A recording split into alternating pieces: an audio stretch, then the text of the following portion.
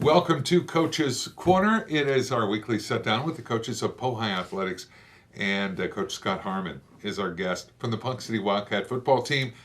Big victory. How big? Well, 35-7 over the Tahlequah Tigers on Friday night was the first home playoff win since 1986. And my goodness, that had to have felt amazing. That's good. That was the year actually Dad was coached in '85, and they went to the semifinals, and then he got into administration, and we left to go to Hominy, and in 1986 that bunch made it to the playoffs, but that was the last bunch, so it's been a little while, maybe since I was a freshman. Yeah, for sure. Well, the Wildcats have had a tremendous season, and this season, especially after losing 33 seniors last year, the team has really come together in so many different ways. What has been the secret sauce this year for the Wildcat football team?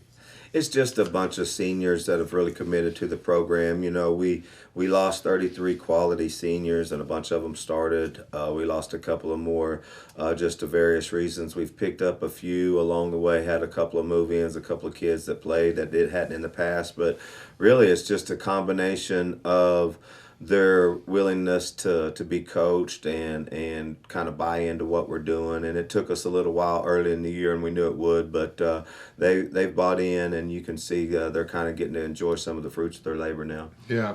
Well, it's exciting. And let's go back to Friday night, can we? Yeah. Almost a shutout until the last 2 seconds of the game, but that's going to happen. 35-7. Some of the highlights for you as a coach from that game, what would you say?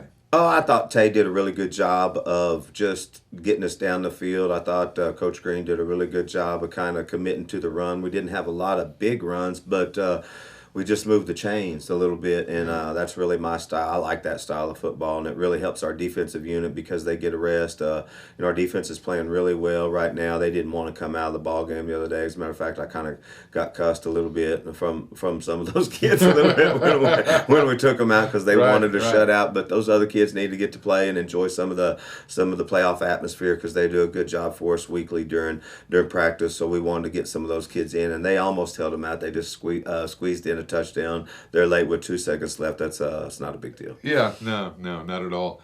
Well, the Wildcats on the road, and it's a long bus trip. When you take a team on the road, and you know you're going to be on that bus for 3+ hours to get there, do you plan ahead? Do you leave a little earlier so you can have that time before the game? We'll take a small break. You know, these kids.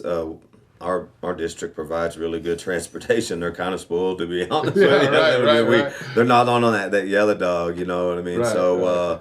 They don't really mind it. We'll stop and take a restroom break, maybe get a bite, just a quick little snack, and then just get on down there. We try to keep everything as close to schedule as we normally can because coaches are kind of creatures of habit, and our kids do a much better job when they know what to expect and we stay on schedule. Yeah, for sure. Well, this playoff game, it's not going to be an easy task for the Wildcats. Muskogee Roughers, as many know, one of the top teams in the state. And, Coach, when you look at tape and film, they still call it tape? No, film. Yeah. Okay. Either of one. The Muskogee Roughers.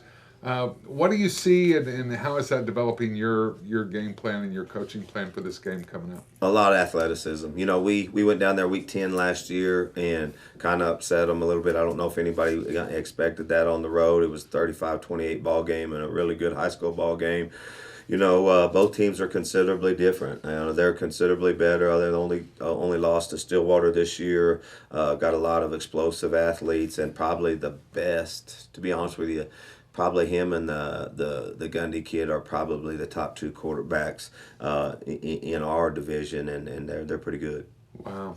Well, the keys to the game, it's something that, we've talked about, turnovers, keeping those at a minimum, doing what you can to control the clock, and all of these little buzz phrases when we talk about keys to a game.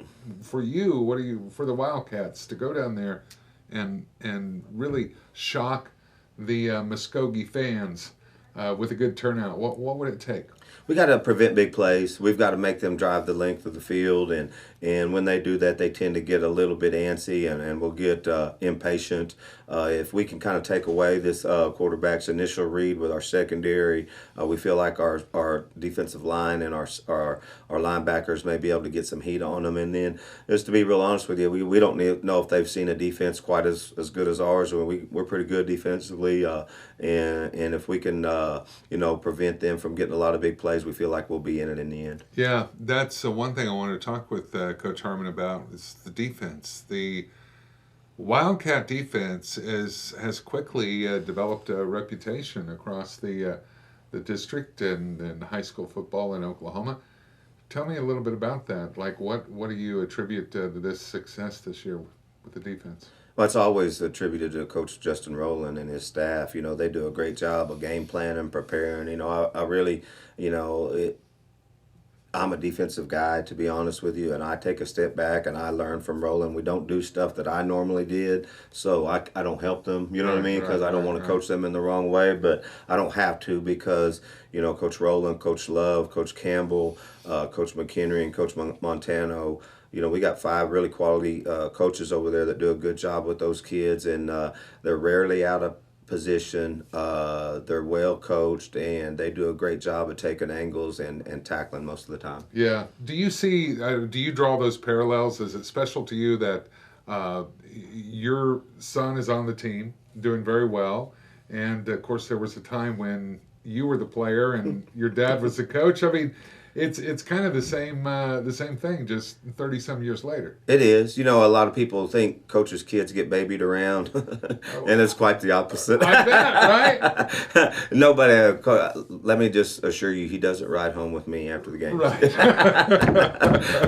So, I'm really proud of Grant. To be honest with you, as a father and as a coach, he's kind of stepped up this year and taken on a couple of new roles, moved from free safety to weak safety, and then when we had so many injuries at the running back spot, he jumped in there, and actually we really haven't missed a beat between him and Jason there. And last week they both had a running touchdown and an interception. That's kind of a weird combination for this level of football. So just that pleases your old daddy heart for a little bit. You know what I mean? Yeah. And I'm sure if my dad was alive, he'd be real proud of his grandson. Yeah, for sure.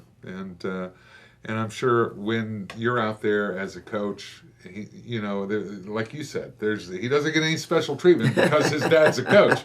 And I've asked other coaches this in the same situation, and they say actually they might be a little harder on that player. Just for that, what do you think? That's what my dad was with me. He told me a long time ago, he said, "No, son, I'm going to chew you before I chew anybody else, so get ready for it." So I try to raise mine the same way. He's calloused up to a good chewing. He can take them with the best of them. We have, Gabe Rowland is in the same boat. We have Raiden and Riker AG that are both coaches' sons too. So I really like that little bunch, and they've kind of added a little bit of coaching. They're kind of the coaches on the field for us in that bunch because they know what we expect, and then they kind of hold their teammates to the standard that we're trying to hold as a program. Yeah, that sounds great.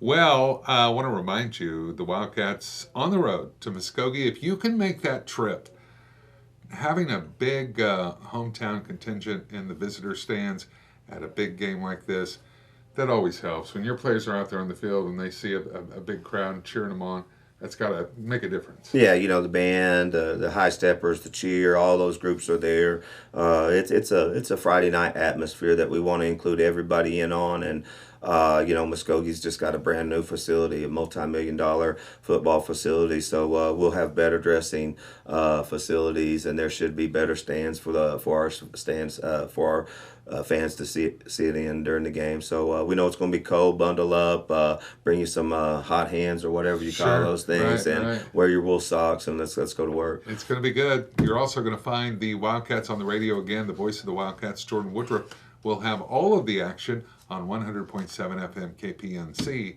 and the live video stream with broadcast audio, complete with instant replay and all that stuff at punkcitynow.com/TV. And that's going to do it for this edition of Coach's Corner. Our thanks to Coach Harmon. Thank you very much. And we'll do it again next time. Thank you for watching. And Wildcats, remember, hold that line.